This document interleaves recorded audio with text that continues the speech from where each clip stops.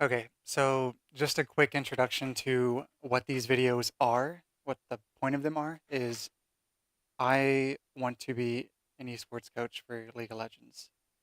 This is to showcase my capabilities and to give some resume builders to people who would be interested in me. This is my first attempt at making content outside of actually coaching a team. I have coached a team in the past. I've done it in-house, online. I feel as if I'm very capable. I just need to show others that I'm capable, and this is my means of doing so. Um, for this game, I'm going to, or for in all of these videos, I'm going to be acting like I'm the coach for the team, and I'm going to do every loss that TSM has had for the 2017 summer split. I'm going to act as if I'm their coach. I don't have all the information, so I'm going to be assuming like what comms are, but it's kind of easy to do because you can see their movements. Usually comms show the movements of what they're doing. You can easily see if they're doing something deliberately or on accident, and I can pretty closely mimic being their coach or being able to hear and see what they're wanting to do. Um, and yeah, this is just, I'll call this the first episode of being TSM's mock coach. Uh, I'm gonna skip pick band phase for now. I'm just keeping it on this screen so you guys can see which game it is. I think this is their first loss for the split. Um, yeah, I think they go 0-2 in this. I'm not following it properly, but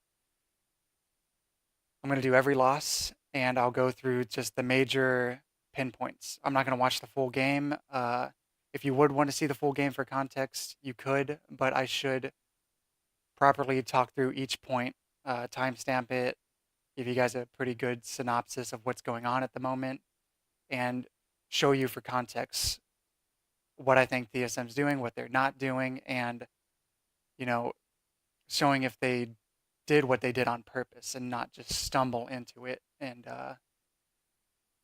you don't want a team thinking they did something that they stumbled into. They can't feel triumphant for a play if they didn't do it on purpose. Because the next time they come into those settings, it needs to be on purpose. And with teaching a team, you just have to show them the examples. And in this game, I have a few pinpoints of, they do something, but is it on purpose?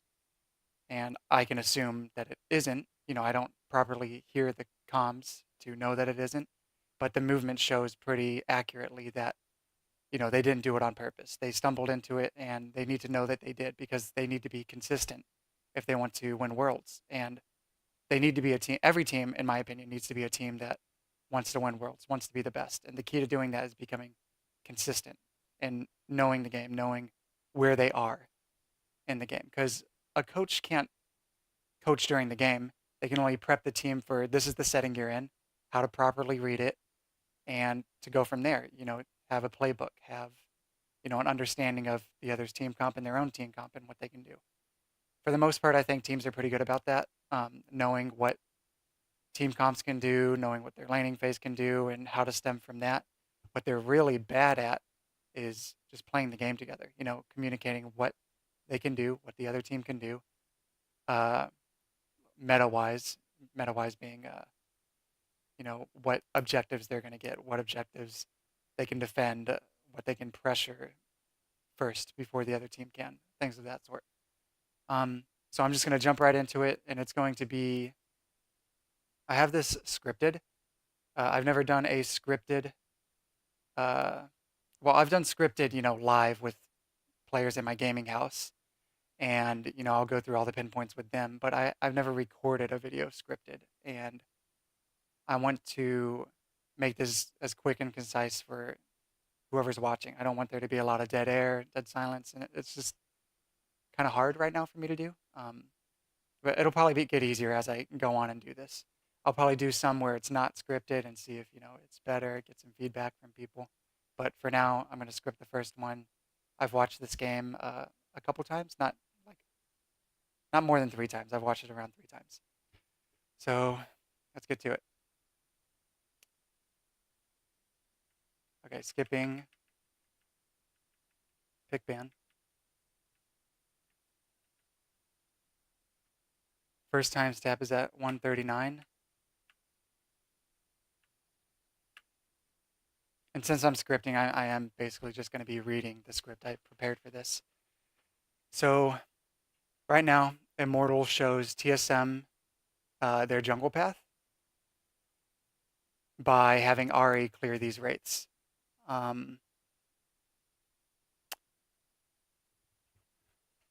This play comes out to be a misread play from TSM. Both junglers are starting bot, and Hauntzer is going to be lenient on when Lee Sin can show up top.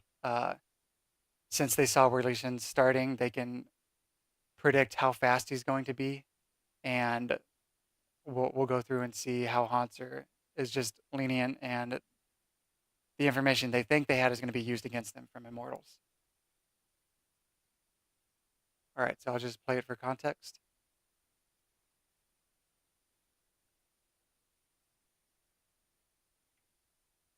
I'll skip through, and what you should be looking at when I'm skipping through is just the mini-map. So they know Lee Sin's starting bot.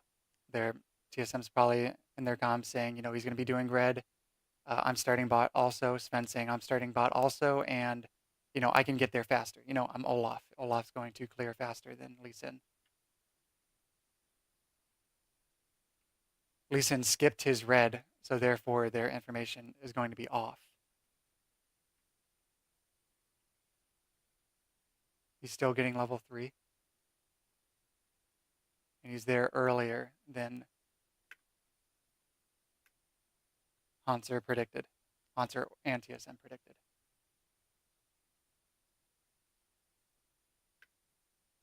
Okay. Nothing heavy, but it did seem intentional that Hauntzer was pushing. He had time to prep for, or pushing, thinking he had time to prep for a ward before Smithy got there. He wanted to get the minions up and get a ward down before Smithy got there, and he was probably thinking it would be at the same time or a little bit later than Svenskaren's Olaf at like 310, something like that. It was a minor mistake, but comes down to Hauntzer and the team not respecting the options the enemy team has against you. And Hauntzer assumed he had a sure advantage from information that wasn't definite. To be fair, TSM did have Olaf to Lee, and Olaf should win the race to top. Smithy just used that information and TSM's carelessness to his advantage. Directly following Hauntzer's death, comms need to be TSM's plan for countering the lead top, especially if their initial plan before that was to gain an advantage for Fiora, to take an early lead, to let Hauntzer take care of himself afterwards, since Fiora can protect herself well in lane with her kit. As for what to do next, everyone should be involved in the discussion, and there's a free 40 seconds to discuss this before lanes and Svenskeren discuss gank opportunities. So from now till the next 40 seconds, they have plenty of time to discuss this. So for context, I'll just show you guys a proper time period for them to discuss this.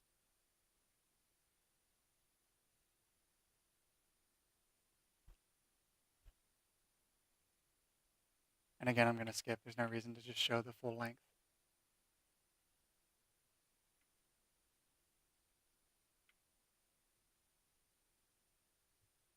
Still time. Everyone's just farming. There's time to discuss what you can do.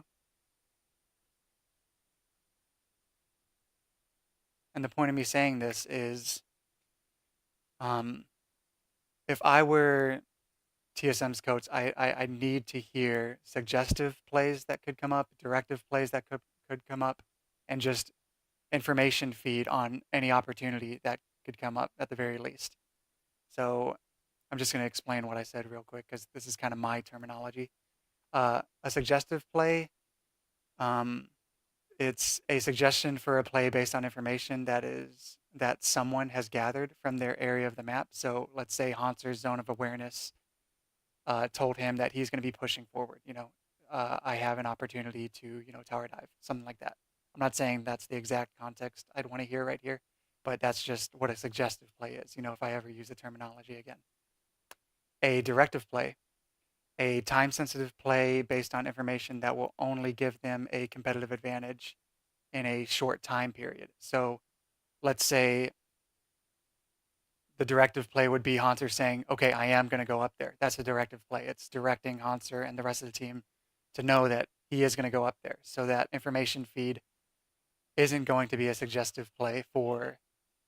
So let's say Spencer says he's going to be using Top's suggestive play into his directive play.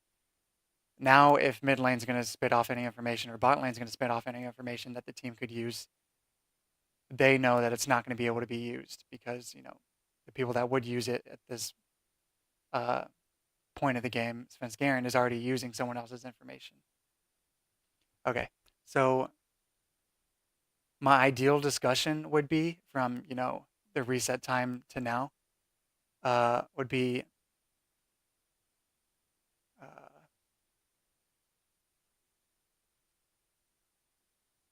sorry, this is just me being bad about reading off my script and following my train of thought. Uh, at the moment, such as a reset, a player lists off information from their zone of awareness, which at the very least will trigger other players to list their information regardless if it coincides with the first player's information. But in times where the information overlaps, not identically, but overlaps the same play that could be had, then an immediate directive play should follow. Okay, so back to this game. Let me get my next pause point. Okay, so right here. So from all of that being said, I'm just showing you guys an example of how I'll be deducing and assuming what their comms are. I can deduce that TSM plans for their lead top. Yeah, I can deduce that TSM's plans for the lead top is to ignore Immortal's lead and to pressure bot side. Evidence being Hanser has a wave pushing towards him with Flame's flash being down. The perfect opportunity for a gank if that were to be their plan. So obviously Svenskeren's not doing that. So I can deduce the otherwise. He's going to be ganking mid or going bot, whatever. So there's two choices here. Either comms are missing a clear plan for the next few minutes and Sven and the others are just shouting what's available at the moment and Sven's responding, or TSM has made the choices that mid and bot side can create an advantage. We can't know if it's for dragons or first tower bot, etc. Pointless to assume that, but we can more safely assume what I said above. Either TSM is playing off reaction or they're playing off mid/bot.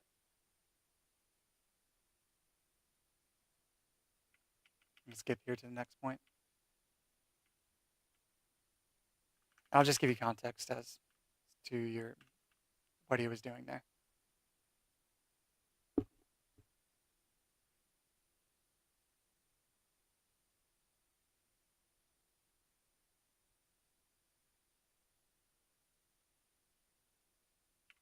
Okay.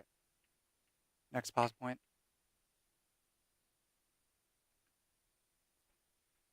Okay. Sven is freshly reset and is looking to move forward with bot's pressure to control that side of the map. Comms are missing from the team and more responsibly from bottom that Bard has a quicker collapse into their bot jungle, not just from it being their side, but from Bard's warp. But TSM's mid and bot is pressured for collapse and for gaining an advantage from IMT possibly losing minions or damage to the tower. Just going to play for context.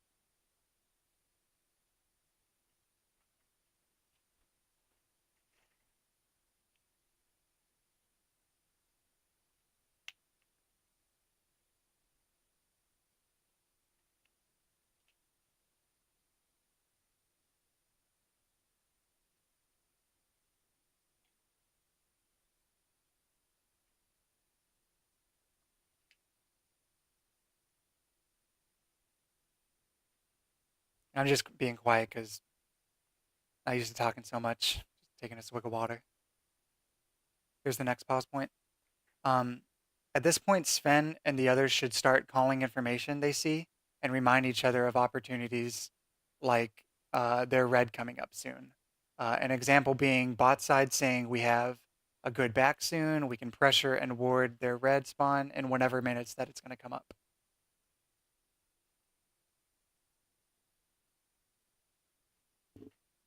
So again, just to recall what I said about why I played this for context, uh, TSM wants to pressure bot side and collapse. You know, their mid lane and their bot lane are able to pressure in, and they're looking for their proactive play to be, you know, Olaf going in, Sven going in, and they can collapse onto a fight, take buffs, possibly get a good skirmish for themselves. But they misjudged, and, you know, I'm assuming, and I'm pretty accurately assuming, that TSM didn't accurately judge Bard's capability of collapsing before they could. And that's what the resulting context was. There wasn't too much of an advantage. 1 for 1, fine. My next pause point.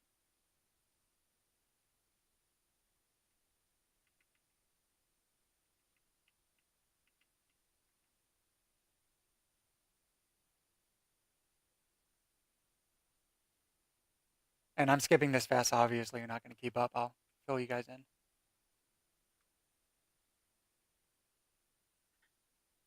Okay, so I'll play for context first, and then I'll talk about it.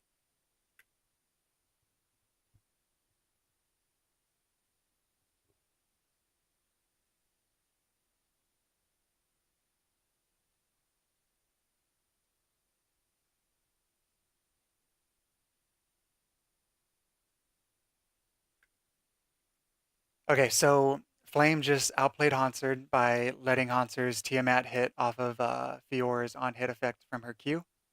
I would portray more emphasis on carelessness to the team, making sure to treat this game as seriously as a Worlds match because consistency is what reigns supreme in this arena.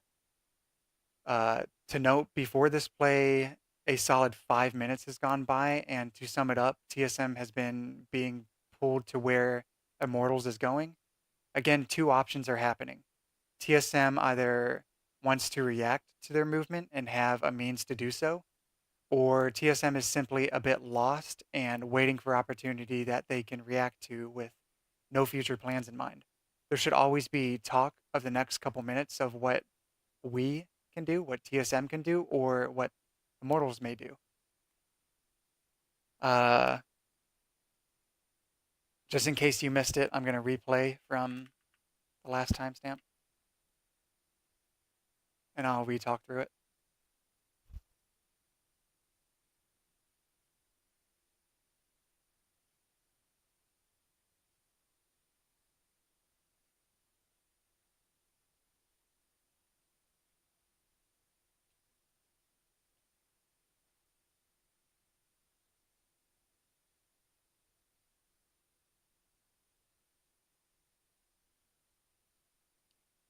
Okay.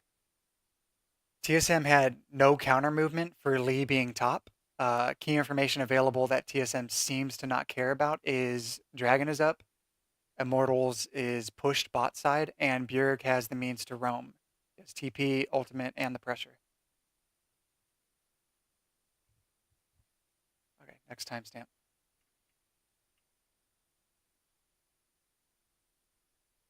Kind of feels weird skipping through this, and I'm sure you guys are probably like, oh, what happened? So I'll just play.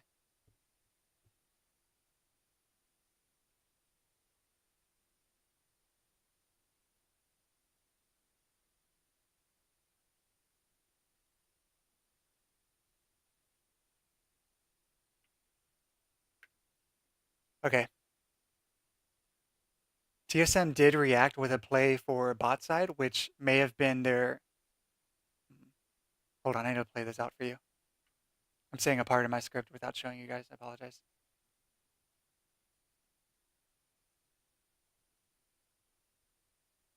So again, when I get better about my script, you know, I'll be able to more properly be coherent. You know, I know this is going to be a little bit off. This is my first one, but I want to say everything I'm thinking so that you guys can give me proper feedback. I'll just restart my timestamp. It's from 11:32 on.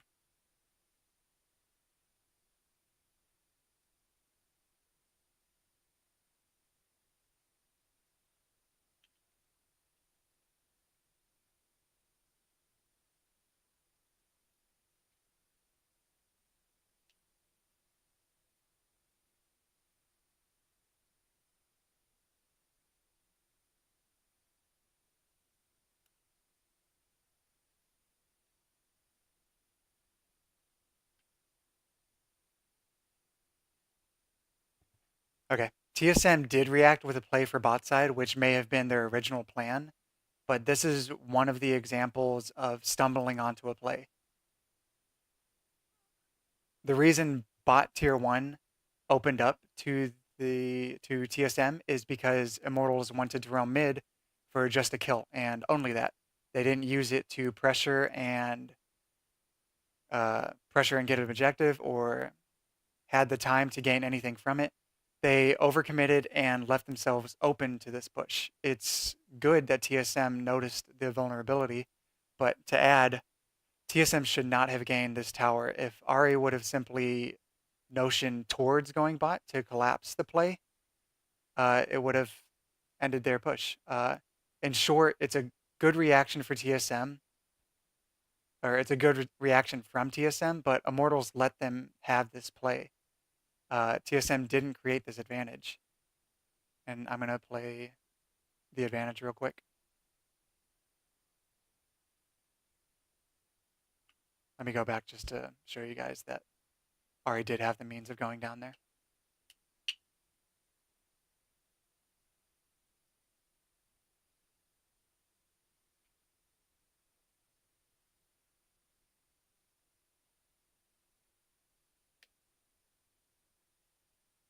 So for the most part, I'm not commentating on what's going on. I'm letting you be the intelligent viewer and watch what's going on.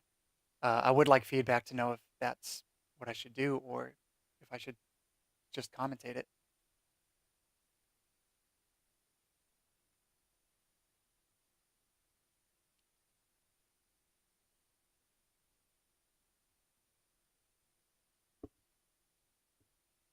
I checked my mic if I was muted. That would suck. I am not muted.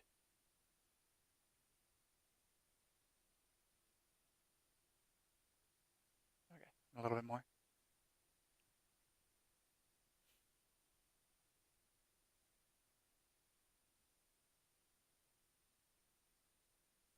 Okay, now let me bring an example in that would make this play seem as if they meant to get bot tier 1 on a counter play. I'm not going to have visuals for you. Just listen and try to visualize what it is I'm saying. If this was a deliberate play, you would see something like TSM warding top or bot side jungle to see Lee at around 9 minutes in. TSM would draw pressure with Haunter top and lead to less man advantage bot side from Immortals. Or TSM could do a different style of continuing to pressure bot side from the 6 minute mark and collapse play with double if chipping bot or a swing play with or a swing play from pressure bot side quadrant to a bot first tower. I could go on, but nothing in their movement and warding for the past 7 minutes showed TSM wanting to make this play for bot first tower, though they had complete capabilities to do so. I could make predictions here that the coaching staff doesn't go much further than establishing a laning phase and understanding the opponent's champ pools. A team this veteran shouldn't look this sloppy and stumble into accidental plays. On top of this, if their coaching staff doesn't have the means to convey to the players that this was not a triumph the team made together, then there is a piece missing in their coaching staff. Sure, someone can say TSM's bot lane did their job and use the matchup to its intention, but the team needs to be able to capitalize on that resource intentionally and consistently. If intention is missing from the equation, and of course consistency is absent also. This is something I want to see uh, if it's a theme with TSM because that is exactly what a head coach is supposed to do. Find the weakness and bottlenecks in their prep and play. Okay, so back to the game. Get my next pause point. Okay. Very important. Empty language needs to be completely gone from TSM's comms right now. They're in motion for a powerful reset with the tempo to pressure whatever they want to pressure. I'm not going to go into examples of what they could do, but their movement will show if they, excuse me, had this reset comms responsibly or if nothing responsible came from this strong tempo or this strong reset with tempo. I'm going to play for context and then I'll talk again.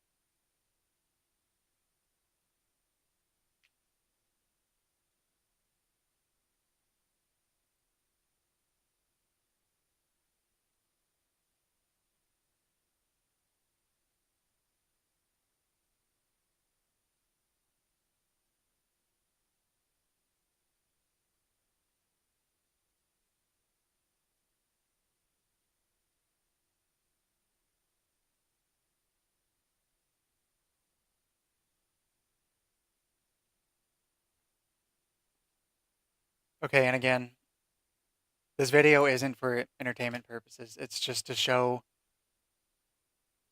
both what I do when I'm prepping a VOD and going to review it and trying my best to mimic how I would talk to the players.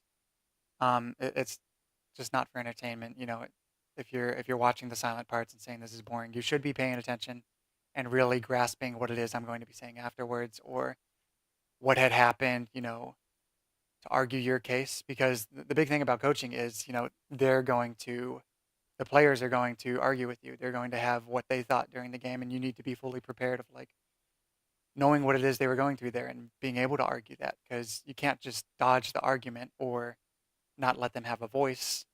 Uh, it has to be a laissez-faire situation. I don't think League of Legends coaching can have a purely authoritative person, especially with someone living with them and you know only being talked to. The players need to know that they're heard, understood, respected, and you know the big thing with understanding is you need to showcase that you understand it, and they're going to listen to you, and eventually there's going to be a mutual respect. So I'm going to play this just one more time, just in case I threw anyone off. I'll just play from here. The pause point's at 1408.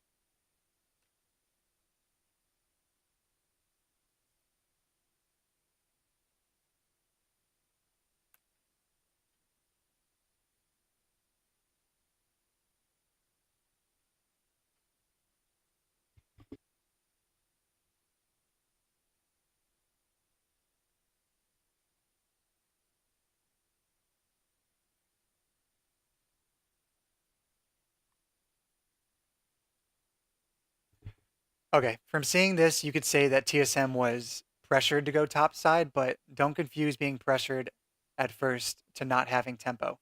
Doublelift was able to pressure bot first, same with Bjerg mid. Countering Immortal's pressure top is still a proactive play. Reacting to it is not.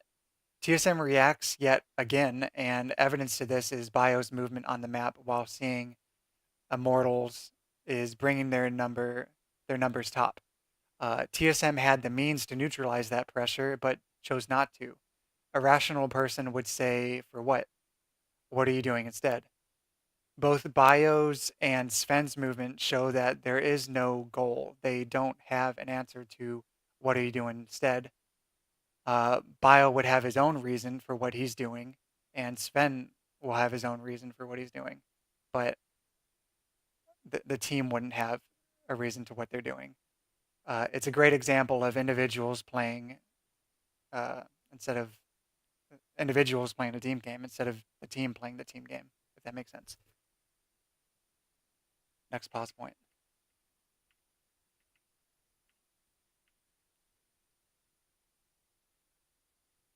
Okay. This is another reset. Immortals have tempo, and TSM reads their pressure correctly. TSM reads their pressure correctly and positions to counter. I'll skip showing it because Immortals' play got stalled out by TSM's read and positioning. So they just, properly did it. But after what does happen to their read and positioning, I'll give you the context of what I'm going to say.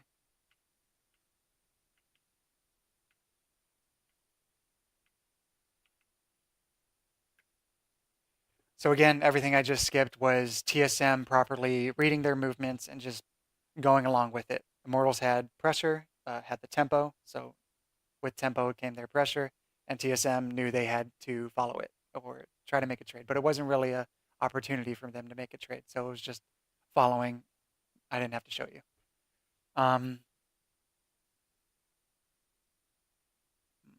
have a wrong timestamp.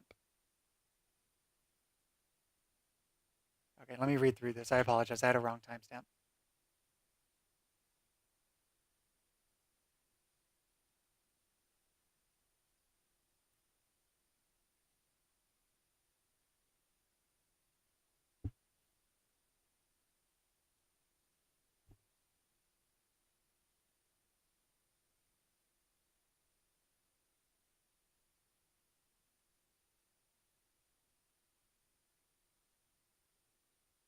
Okay, I apologize. I just had two timestamps. One of them was wrong. I just forgot to delete it.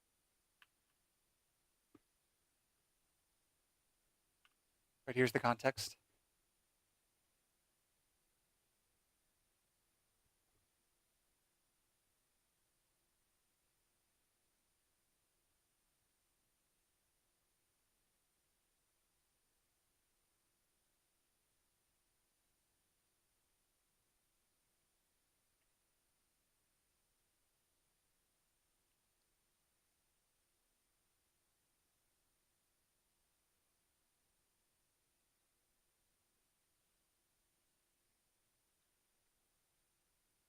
Okay. This may sound confusing just because I am following my script, and just give me some feedback if it is confusing. But what does happen after Hanser is pressuring is pressuring and fighting during his bot's reset. With Bjerg, TSM seeing Ari vanish topside, Bjerg, Sven, Bio, and Double could all reasonably see. Oh, crap. This is going to be confusing. Okay, so I remember this. Here's the pause. So at this point, with my script was off, I apologize. With TSM's bot resetting, and Bjergsen and Svenskeren all not doing anything, they can all see that Ari, Pobelter, is roaming top. And I don't think anyone said this.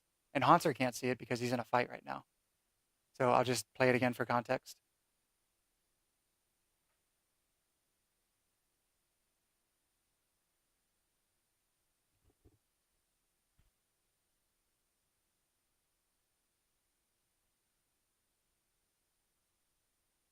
All right. Next pause point. So again, just because it was confusing. And this is just purely repeating. TSM was having a reset, and this is just another example where on their resets, they're not trained to just talk, spit out information, just be looking at the map in general. Hanser was fighting top, maybe thinking just purely I can have a 1v1, maybe thinking his team couldn't use it. Usually when someone is pressuring, it's so the team can use it. But it was just a pure 1v1. He thought he could have the 1v1 because Lee Sin was bot side, and he didn't hear anything from Ari roaming, and his team had the means to do so. Everyone's in lane, or not everyone's in lane, but that zone of awareness was able to see that Ari should have been there, or maybe went B. In short, he thought he was safe to do a 1v1, and he wasn't. And TSM, everyone except for Hanser had the means to say they were going up there. Next timestamp.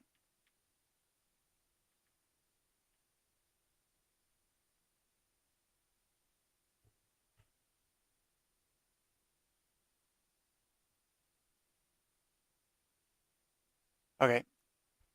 This was hard to see accurately because the Riot stream did a replay of Hanser's fight, but this was a reset from Immortals where TSM neither reset nor did anything with Immortals reset like ward or push something.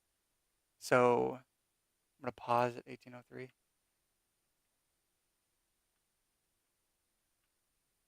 Yeah, this is just the replay I was talking about.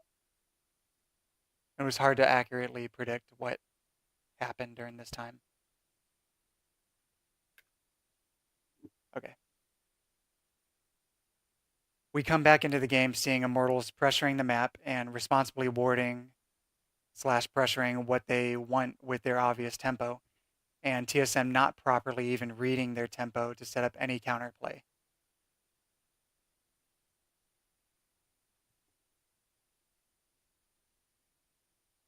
So just look at the map with me.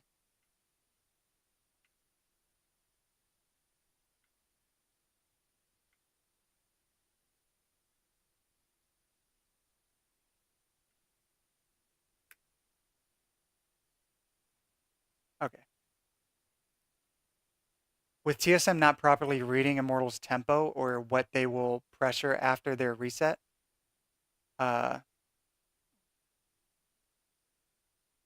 TSM also not even resetting themselves, they can only do a late counterplay which looks like this.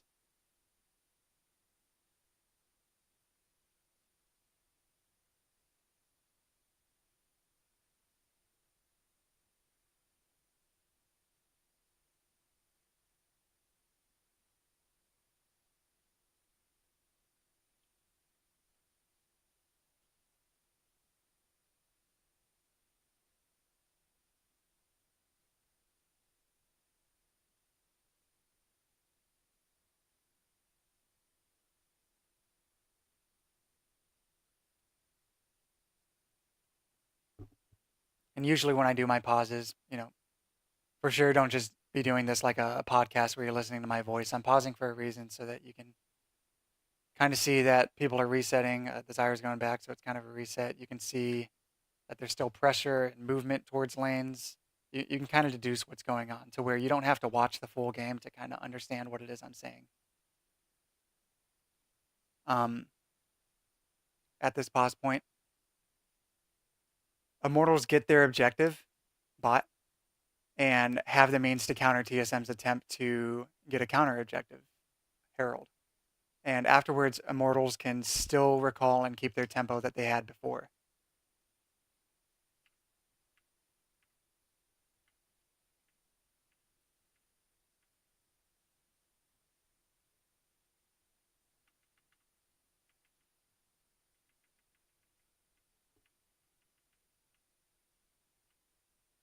And again, when I'm skipping like that, if my script doesn't say why I skipped like that, then please call me out.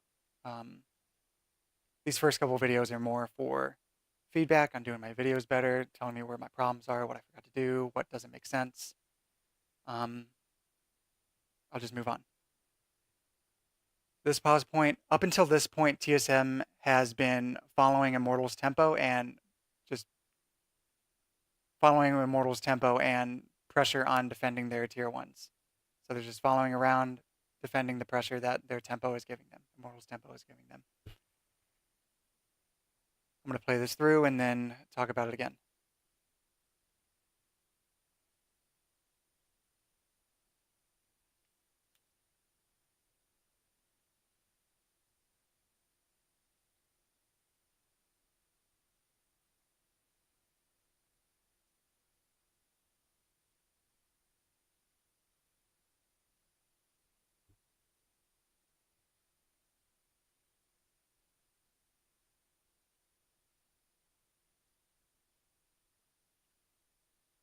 Okay.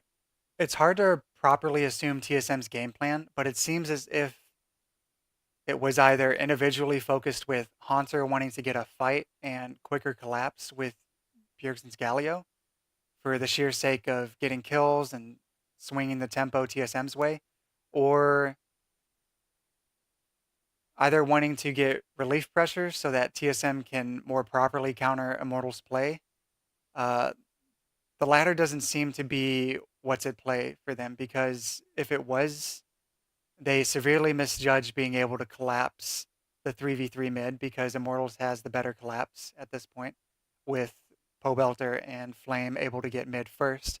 And if Double Lift and Bio get top, it will be so late that Immortals will have an even greater tempo lead into the tier 2 phase of the game. Okay. Now I want to stop going through plays at this point, and I want to put out an opinion on how TSM could have resolved this game into their favor. Okay, so I'm going to go through and tell you what a coach could say, you know, using this game as a resource to making them better for the future games. You don't want to just go through and say, here's the problem, here's the problem, here's the problem, so that they don't make the problems again.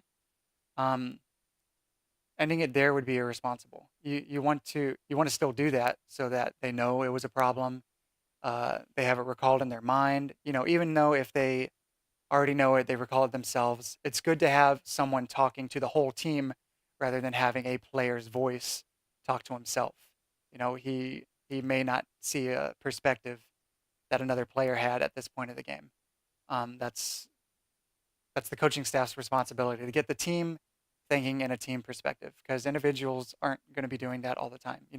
They have so much going through their head and through practices of, learning their champ, learning what it is their player coaches want them to learn. Uh, you know, the coach talking to the team needs to be the team thought. It needs to be team focused. Um, I'll move on. So taking in the game from this pause point, here, let me go back to more properly right here, where they could react and not just swing it towards Immortal's favor. At the 22-23 mark, that was kind of where, in my opinion, they swung it towards Immortals. It's kind of Immortals' game into, what TSM can do to bring the game back in their favor. At this point, this pause point, would be giving the players, giving TSM the example to assess where they are in the game, to assess what they should be doing. Okay. Up to this point, Immortals made the first moves on up to this point throughout the whole game, just assessing the entire game. Immortals made the first moves on plays and had tempo for the majority of the game. In TSM's favor, that could be the exact style of game they wanted to be the second movers and to stall out tier 1 phase till Haunter can overpower in the tier 2 phase. It can be easily assumed that TSM knows they're behind at this point, 2203, and to play accordingly. Now for the resolution, which is the play accordingly part.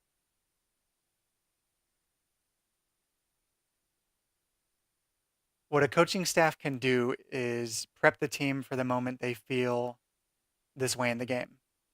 Prep the team for the moment they feel like they need to play defensively, play accordingly. For starters, it has to be playing accordingly for when they get this first feeling. Okay, my script may be a bit off. 1 second.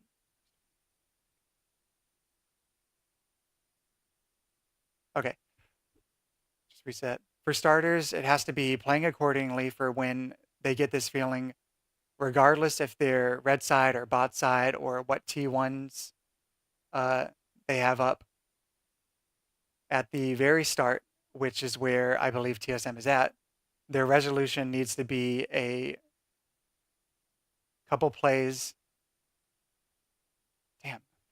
Okay, this is just me being bad at reading a script. At the very start, which is where I believe TSM is at, their resolution needs to be a couple plays the team can recall from prep to bring into the game. The example I would give for this game is to teach the players how to quickly take that feeling of we're behind and to immediately answer a few simple questions. What phase are we in? The players should immediately say tier 1 phase. We're in the tier 1 phase right now, 2203 tier 1 phase.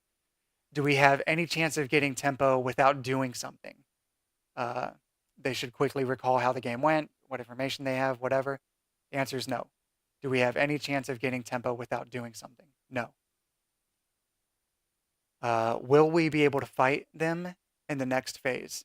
Yes, the team should be trained to know near the exact moment the game is out of their favor. Once the team can once the team can get in the mindset of knowing they're needing a play to noting sorry, let me get a drink of water.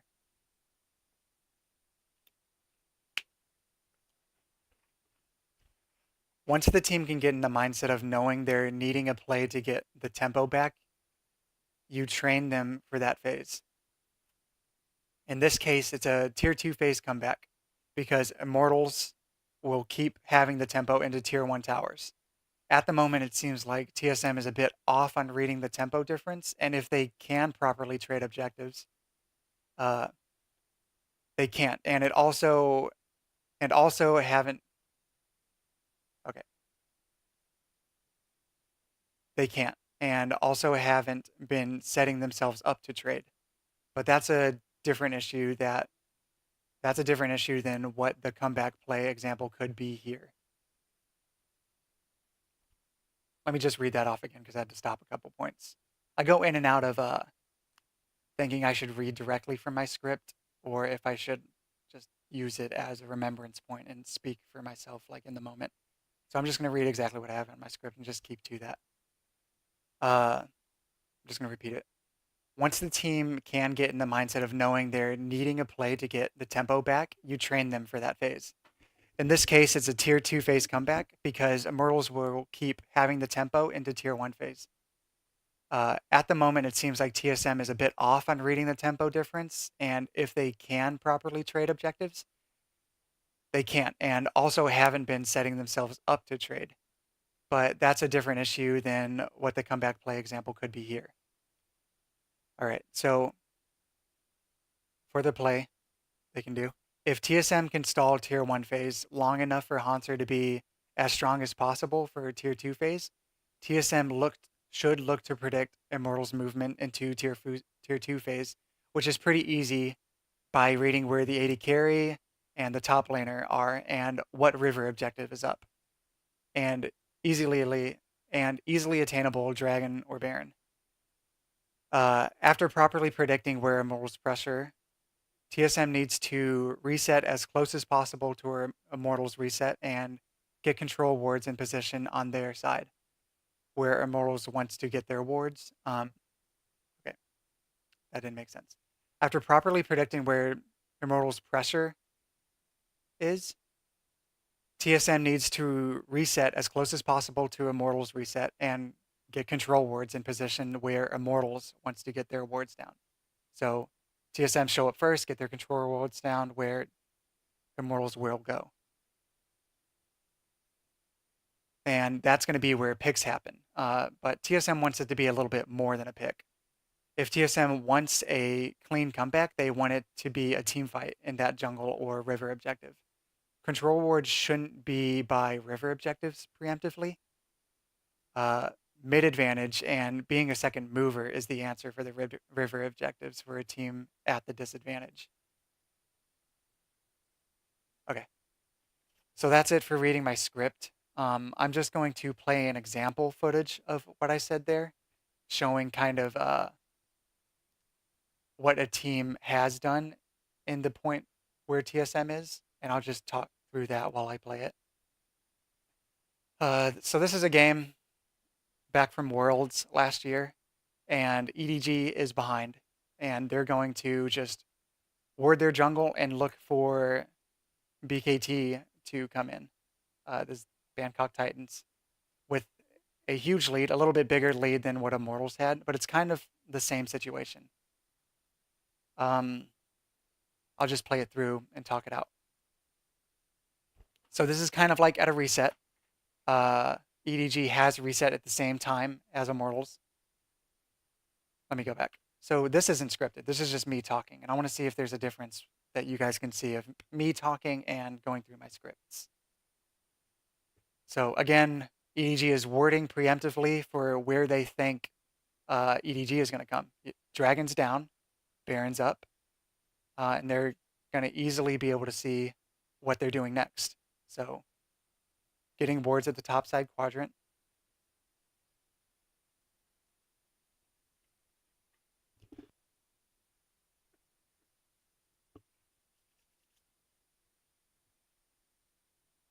And again, you're not going to see any control wards going down at the river objectives. They're behind, and they know the Titans are going to have pressure going into their tier 2s.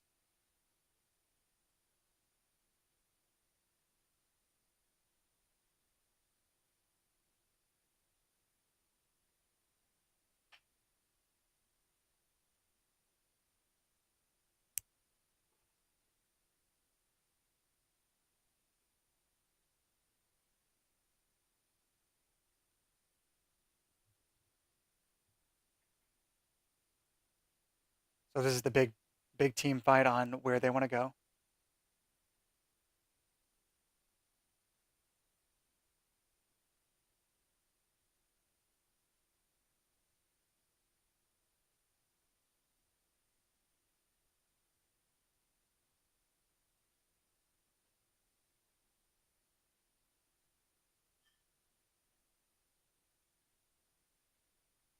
Okay, so the Titans lose this game, but they had a huge lead going up to tier 2 phase. That's almost exactly what happened with Immortals. I just had this game saved for about a year now, from back when I was coaching. And I'm really lucky it fit perfectly to what I was teaching with the very first game of this episode. Um, but this would just be an example of me giving a resolution to the team, TSM, on what they could do at the moment. You know, give them a playbook. Start developing a playbook for this is what we can read during the game right now, and having them be able to recall something they could do, you know. And the example would be this would literally be added to their playbook. You know, tier 1 phase, we're lasting as long as possible to where we can fight at the tier 2 phase. Tier 2 phase, we pick our fight. Either it be a second mover fight on the Dragon or Baron, which I didn't show an example of here, but I could easily just get another example if I was coaching them. Or say, get them on the tier 2 pushes when they're trying to ward your jungles for them to try to get a pick on you. Get the pick on them. Get your control wards first. Let them believe they can push in on you and they can maybe get a pick. So what happened in this is, you know, Yasuo came out looking like he could get picked, and you know they kind of just baited it. Pretty simple, but the whole team is doing it, and that's something you don't see from North American teams very often. Is a whole team doing something deliberately. Like this is so intentional. You just don't see that in North America. I think it's hugely due to the coaching staff. The coaching staff needs to be the advocates of this. They need to be leading the team thought. They need to be leading the playbooks. You know, players should never be responsible for making a playbook for the whole team. They have enough responsibilities themselves. And that's it. This is the first episode. Right here, this is the end cut of what I would want each episode to be. I'm just going to go on and say I want feedback. This first episode isn't a clear-cut example of what I want all the other episodes to be. Um, just give me feedback on what was confusing. I know points are going to be confusing, and because I am actively asking for feedback. This isn't just me doing an episode of a mimic coaching, a mock coaching for TSM, and I'm going to give this in my resume. This is just me building my ability to make content like this so that I can have responsible content to show to teams so that I can get a job. The big reason I'm making these is because I'm nobody. People don't know me. I wasn't a pro player. Um, I've been, you know, top 1%. I've been diamond before a couple years ago, thinking that that was the route I could take, be a good player, and then have people have me on their team as an analyst. And I did that route. I have 4 or 5 years into building my resume. I became a good player, was an analyst for amateur teams. Um, from there, I was an assistant coach and then a head coach for amateur teams up until the point where I found an investor who really liked my philosophy on coaching. And he just put me in a gaming house with a team, and I got to coach from a gaming house. And I realized it was my passion. I worked 16-hour days in that house, and I loved it. I'm the type of person that hates working. I will try to get out of work. Uh, I will always try to get out of work if I don't like it. But knowing that about me and knowing that I was honest in saying that, I was coaching 16 hours a days, coaching 16-hour days, 5, almost 6 days a week, and I loved it. And I want to continue to do that. And it's just hard to do so for someone my age. I'm 30 years old, about to get married. Um, I can't really be in an amateur gaming house anymore. I need to have a more responsible setting. And the only teams that have a more responsible setting are the top teams, TSM, SKT. SKT just recently had their coach move out of their house. That's crazy for esports, but at the same time, esports coaching is my passion. Um, so I need the means to show these top teams that uh, I'm competent. Um, this wasn't the best showcase of me, showcasing how competent I am with it, how knowledgeable I am. It's just a start to, really master making content so that I can show these teams, or teams stumble upon it and say, hey, I want this guy. So feedback from anyone is greatly appreciated. If you know about the game, you know, have an argument with me, call me out. Uh, that's what players do. Players are going to call me out. So that's great practice. Um, and if you don't know anything about the game, just, you can know if it was confusing or not, if you could coherently follow me. And I'm new to scripts. Uh, there were a bunch of points where my scripts were off, and I can fix that on my own. But at the same time, you can just tell me again that, I can see that your script was off. Uh, and here's a way to fix it. Here's what I do. If you have any uh, experience with reading scripts off or giving presentations, because that's essentially what I'm doing. Um, Usually, I get pretty nervous with giving a presentation to a lot of people, and that's essentially what this is. But in a small setting, like interpersonal or a team of 5 people, like just talking to a team or whatever, I don't get nervous as long as I've prepped what I wanted to say, and I did do that for this. I was pretty knowledgeable of what I wanted to say. Um, in my opinion, doing a script, I felt super off. I barely looked at what was going on the screen. I just went off of what my prep was. I just went to the pause points, played, had a script of saying when to play so that you guys could see, when to pause so that you guys could see what I'm talking about. And I just went from there. I basically just read down a script and barely looked at what you guys were seeing. And that's also why I didn't have my camera on me. I'll do another episode where I have no script and I'll just watch and do it. But the disadvantage of that is it's going to be a longer video. And episodes where I do have a script, it should be like, boom, 20 minutes content, right? Um, yeah, that's pretty much all I wanted to say. Thank you for watching all the way through if you did. And if you give me feedback, awesome. I greatly appreciate it.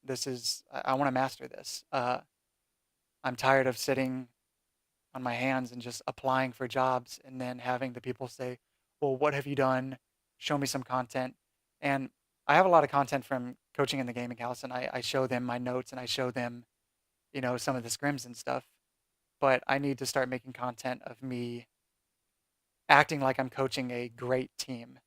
Um, and I'm going to be working in North America. I'm not going to be moving to China or anything like that. So, in my opinion, the best team and most responsible team in North America is TSM, based on results. And I follow Reginald a lot, and he's one of the most responsible owners because he's just the most coherent to what the players are going through. And but coaching staff he needs. You know, he's attempted the most to get head coaches, and they all barely last a split. He's attempted the most to get like what he thinks the team should have, and you know the results show. But at the same time, there's no way for Reginald to see a LinkedIn of good coaches.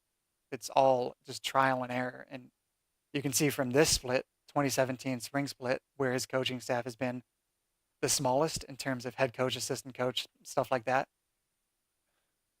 I see it as a point of desperation for him, and I want to fill that void. I would ideally say I want to be TSM's head coach. I can do it, and that's what the goal of these videos are. I could keep talking. I'm going to end it here. I love anyone who watched this, and thank you for the feedback. Here we go. Stop the stream.